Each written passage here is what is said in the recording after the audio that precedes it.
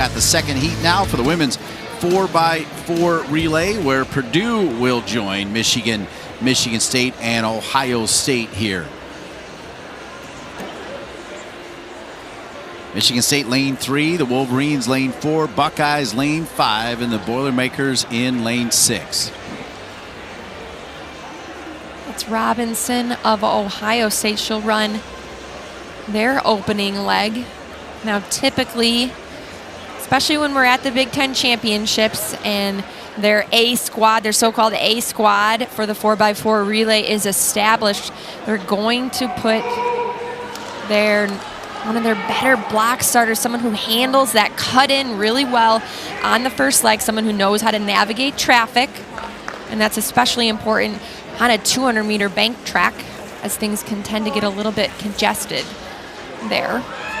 It's hard to say if it matters because they probably switched up some personnel, but the best seed time coming in is from the Buckeyes, well clear of everybody else with a 3:28.07.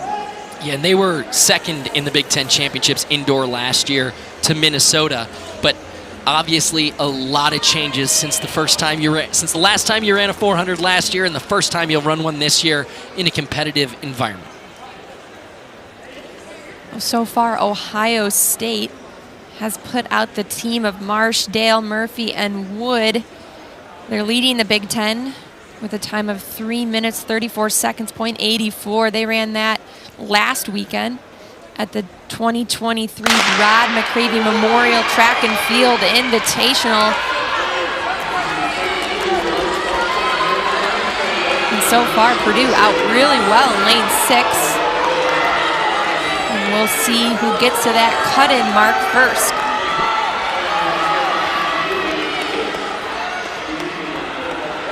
Going to be Purdue here, but Michigan right on her heels.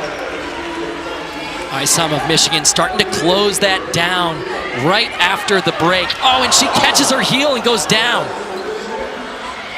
Hopefully she'll be all right. She's up and moving. Actually, she picks up the baton and she's going to continue racing. The baton stayed in the track. It did not go on the outside of that barrier, so she's able to continue running. That fall actually didn't look that great, but good. I'm glad that she's up and doing well. But Robinson moved into the lead here for Ohio State on leg number 2. Great turn from Robinson. Yeah, really nice job from Robinson to respond after that collision in front to say, okay, they've lost momentum. It's time for me to make a move and get out there. And she did great there to make sure she passed off in first. Ohio State really starting to pull away. This is Wood from Ohio State. She's on that A team. We saw her name listed under that personal best time for the Buckeyes earlier this year, looking really smooth and controlled as Purdue is playing chase. Now that's Savannah Sutherland of Michigan who got the baton as the second exchange for U of N, moving really well, overtaking Purdue now for second place. Yeah, Michigan is right back in it now. So really wise move from Isom, not only to give her teammates the opportunity to run, but they're back in the race. So really nice job from Sutherland to pull this back together after Isom took a fall. Rinda, she's going to run the third leg here for the Michigan Wolverines. That's Mosley. We saw her in the 800, Rinda in the 600 earlier. We'll see how much closer Rinda can make this. And so far, that lead went from about 30 to about 8. Incredible. Yeah, I think by the time Rinda passes off, she'll be leading, which is just wild. Michigan way at the back after that fall on the first lap. And now they're coming all the way back into it, and they've taken the lead on Rinda's leg. And you can tell the audience understands what they're witnessing right here. I can only imagine. We feel it here in the booth, the energy that's there on the track to be able to watch someone come from being on the ground and being in last to commanding lead and first going into this final exchange. Well, it only matters if you win the race, and look who they're passing off to. It's Zaya Holman.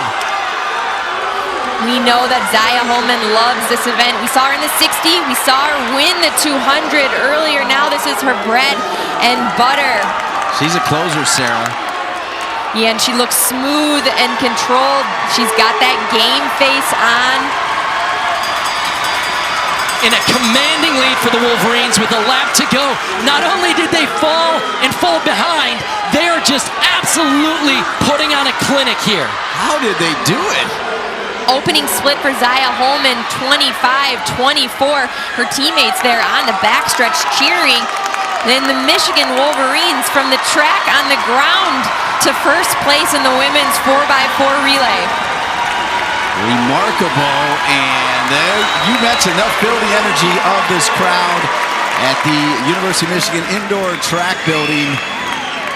That was wild because it was one thing to just get back in it, but then just completely dominate is a second thing. You asked how they got back in it, Dean. And after Isom's fall, Savannah Sutherland split 51-4. That's not only is that a huge mark, but she split 3 seconds faster than anyone else on the second leg. So she got them back in it, and then immediately after that, Sutherland is able to pass off Tarinda. So here you take a look, there's the fall. She just got a little bit too close there, clipped the heels, but she gets back up on the track, grabs the baton and keeps going. No way. And you know what, it's so easy when you're on the ground and the baton's rolling around to just let it fly and walk off the infield, but that's not what she did. And it appeared as though maybe Ohio State was going to take it, but don't call it a comeback. Michigan Wolverines, Savannah Sutherland splitting 51-4, an impressive time, and Michigan takes the lead because Rinda splits under 55 seconds to pull away and give Zaya Holman a huge lead going in to the final leg. And here is our finish. Zaya Holman, 53 seconds for her closing leg. And take a look at some of these reactions here from the crowd. They can't believe it. Kind of a life lesson here, right? Never give up. Yeah, that was an incredible performance by the Wolverines, but just shows if you put your head down, you can get back in the race. It happened early on. It was lap 2, and they just got right back in it.